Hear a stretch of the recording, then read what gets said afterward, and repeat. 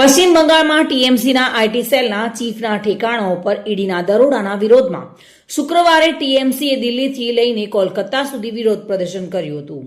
શુક્રવારે સવારે પાર્ટીના 8 સાંસદોએ દિલ્હીમાં ગૃહ મંત્રાલયની બહાર વિરોધ પ્રદર્શન કર્યું હતું. ડેરેક ઓ બ્રાયન મહુઆ, મોહિત્રા અને કીર્તિ આઝાદે સૂત્રોચ્ચાર કર્યા હતા. સાંસદોએ બંગાળમાં મોદી શાહની ગંદી યુક્તિઓ નહીં ચાલેના સૂત્રોચ્ચાર કર્યા હતા.